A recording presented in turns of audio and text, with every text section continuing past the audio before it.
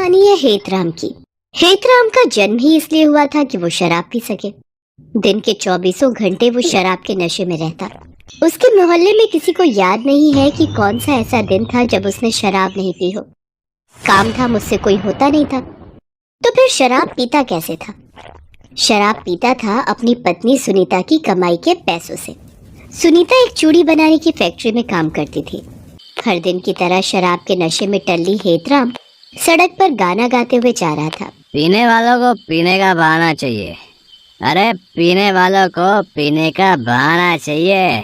गाना गाते हुए अपने डगमगाते कदम से जैसे ही वो अपने घर में घुसा, उसकी चारों बेटियां रीमा, सीमा, मीना और पुष्पा के दिल की धड़कन बढ़ गई। वो आपस में खुसर फुसर करने लगे। तभी हेतराम ने सीमा को बुलाकर पूछा, सीमा, अरे ओ सीमा, तेरी माँ कहाँ है रे? बापू वो तो अभी नहीं आई। आई नहीं? क्या मतलब आई नहीं?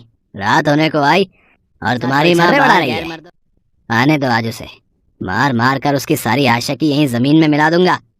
बेशर्म औरत, मेरी नाक कटा दी है इसने। पति घर पर आ गया है और वो बाहर मजे कर रही है। उसके मुंह से दारू का भपका उठ रहा था। सीमा ने अपनी नाक बंद की और चुपचाप खामोशी से अपने शराबी पिता की बात सुनने लगी। तभी सुनीता वहां आ गई। सुनीता को देखते ही हेतराम भड़क गया। आ गई आशिकी लड़ा कर?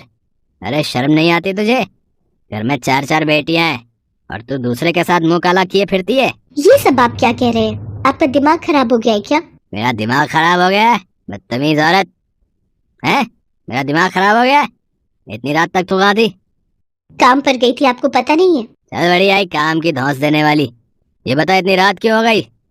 100 बार बोल चुकी हूँ, काम बहुत है। अभी त्योहार आने वाले हैं, ज्यादा काम करना पड़ता है और इसके ज्यादा पैसे भी मिलते हैं, तभी तो घर चलता है। नहीं तो सारी कमाई तो आपकी शराब में चली जाती है। खुद तो कुछ करते नहीं, बीवी करे तो फालतू की बातें बनाते रहते हो। पत्नी के मुंह से ये बात सुनकर हेतराम को मिर्ची लग गई। उसने गुस्से में अपनी 8 महीने की गर्भवती पत्नी के पेट पर जोर से लात मार दी। वो जमीन पर गिर पड़ी और दर्द से करा उठी। सुनीता 5वीं बार गर्भवती थी। सुनीता तो पहली बेटी के बाद ही और बच्चे नहीं चाहती थी, लेकिन हेतराम को एक लड़के की चाहत थी। तू मुझे मत बता कि और बच्चे पैदा करने की नहीं। मर्द हूं मैं तेरा। मर्द की जो मर्जी होती है वही होता है और उसी में औरत का भला भी होता है। इसलिए अपनी जबान बंद रख और मर्द की बात सुन। अगर नहीं सुनेगी तो तेरी इस बेटी को रेल की पटरी पर फेंकाऊंगा, समझी? बेचारी सुनीता क्या करती? अब इस बात को कौन सी माँ बर्दाश्त करती कि उसके बच्चे को कोई रेलवे ट्रैक पर फेंकाए। हेतराम की धमकी ने सुनीता को एक बच्चा पैदा करने वाली मशीन बना दिया और एक लड़के की चाहत में सुनीता ने 4 लड़कियों को जन्म दे दिया और वो 5वीं बार भी गर्भवती हो गई थी। सुनीता दर्द से करा रही थी, लेकिन हेतराम को उससे कोई फर्क नहीं पड़ता था। वो तो अब भी नशे में बड़बड़ाए जा रहा था। जबान चलाती है, हैं? मेरे सामने जबान चलाती है? अरे शुगर मना मेरे जैसा सीधा साधा पति तुझे मिला है, नहीं तो तेरी इस बदजबानी पर तेरी जान ले लेता।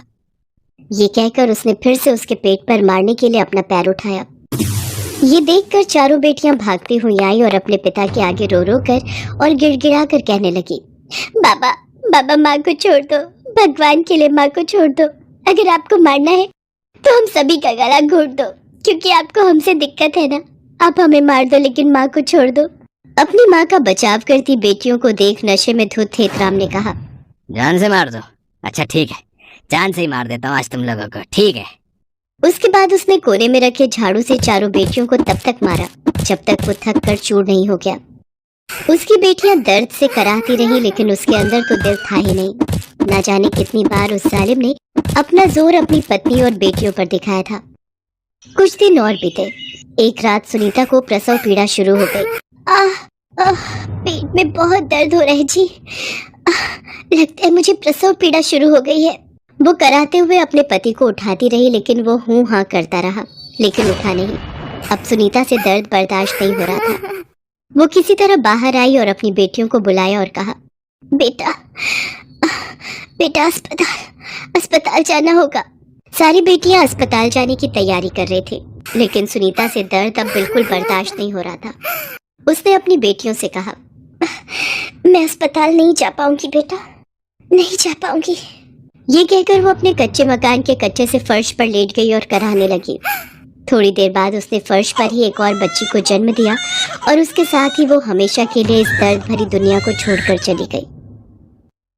अभी अभी इस दुनिया में आई जोर जोर से रो रही उसकी मासूम सी बेटी को तो ये पता भी नहीं था कि उसे जन्म देने वाली माँ अब ना तो उसके आंसू देख सकती है और ना ही उसके रोने की आवाज़ उसके कानों में पड़ सकती है। देर तक तो सुनीता की चारों बेटियों को कुछ समझ नहीं आया, लेकिन फिर जब सुनीता बहुत देर तक बिना हिले डुले पड़ी रही तो माँ माँ ये क्या हो गया माँ? दीदी माँ माँ मर गई दीदी। सीमा और रीमा भागकर अपने पिता को माँ की मौत के बारे में बताने गए। बापू बापू माँ हिलजुल नहीं रही है, देखो ना क्या हो गया उन्हें। लेकिन उस रात हेतराम भी नहीं उठा, वो भी सो गया सदा के लिए। शराब ने उसे इस बार वो नींद दी जिस नींद के बाद कोई नहीं जागता। एक ही रात में 5 बच्चियां अनाथ हो गईं। नन्ही सी अभी अभी इस दुनिया में आई मुन्नी भूख के मारे रो रही थी, लेकिन घर में कुछ था कहाँ जो उसे मिलता।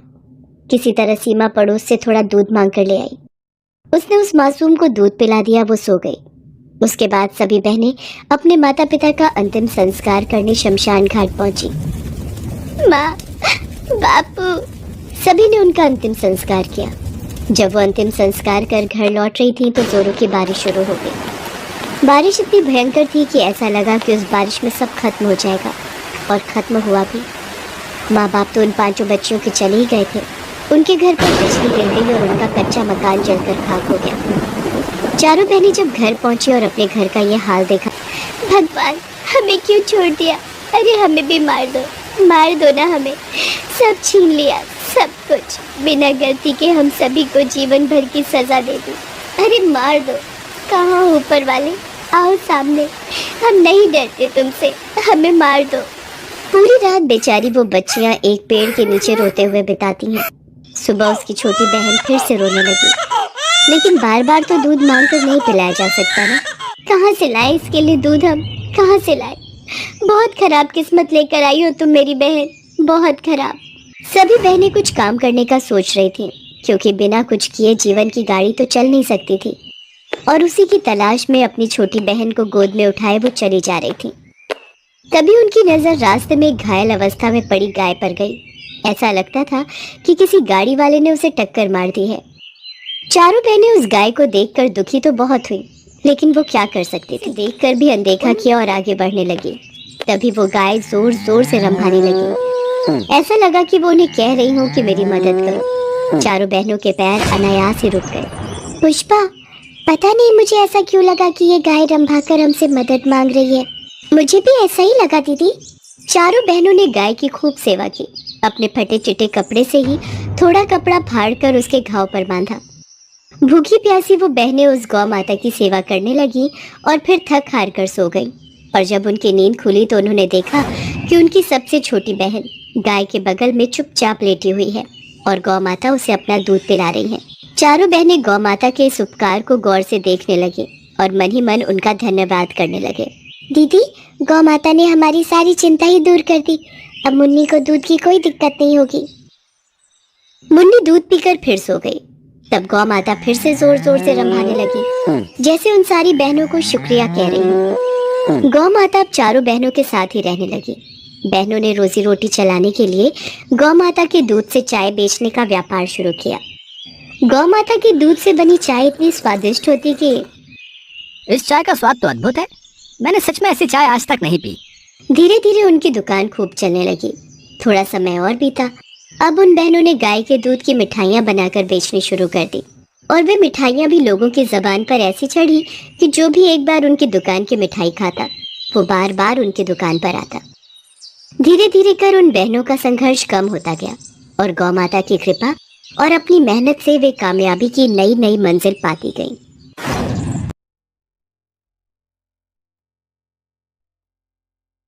मानसी काट रही है चाची, मुझे अंदर आने दो ना। अब ऐसी गलती दोबारा नहीं करूंगी।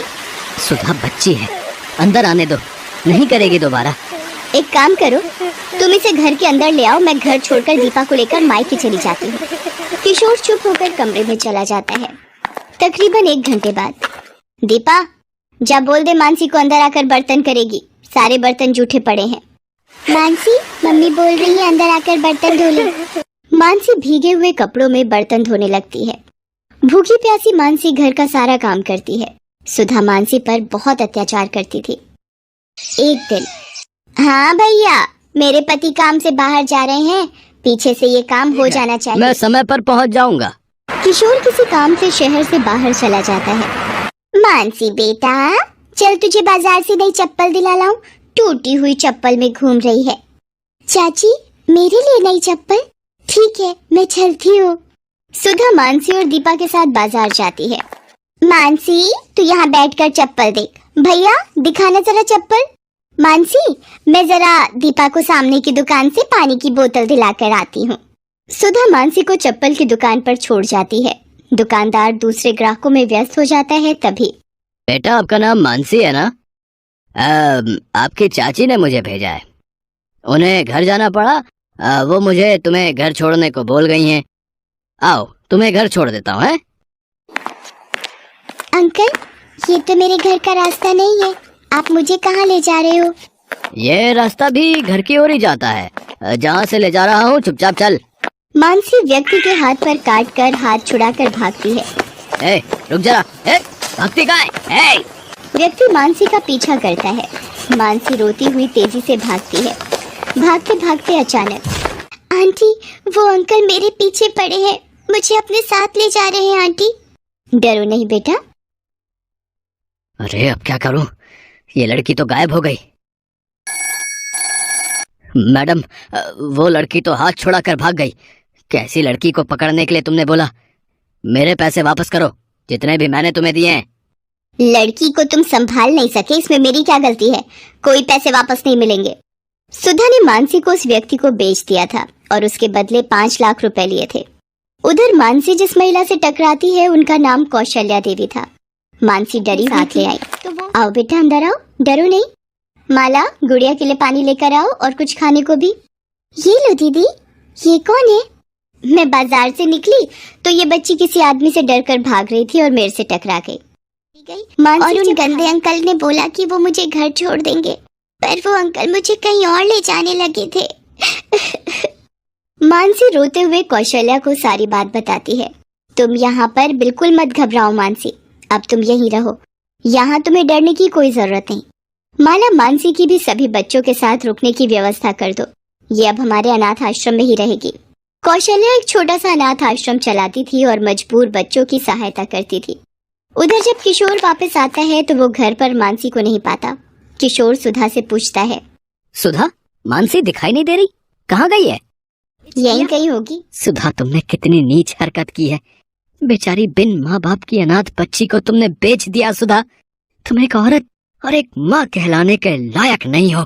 कहाँ रहता है वो गुंडा? मेरे साथ चलो, अभी बताओ उसका पता। किशोर सुधा को थप्पड़ मारता है और कल्लू गुंडे के घर पहुंचता है।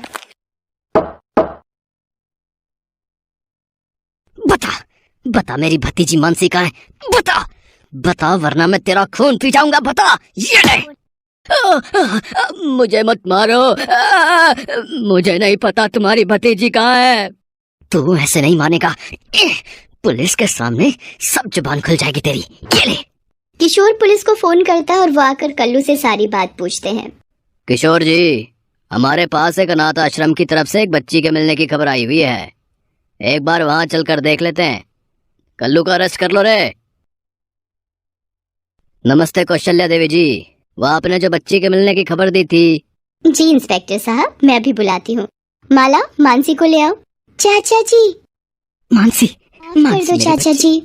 देखो सुधा, अपनी आंखें खोल कर देखो, ये बच्ची अभी भी तुम्हारे बारे में सोच रही है। कौशल्या जी, अगर आज आप ना होती तो मानसी का क्या होता? कौशल्या जी, आपका बहुत बहुत धन्यवाद। किशोर जी, अनाथ बच्चों की सहायता के लिए मैं सदा तैयार हूँ, इसलिए ही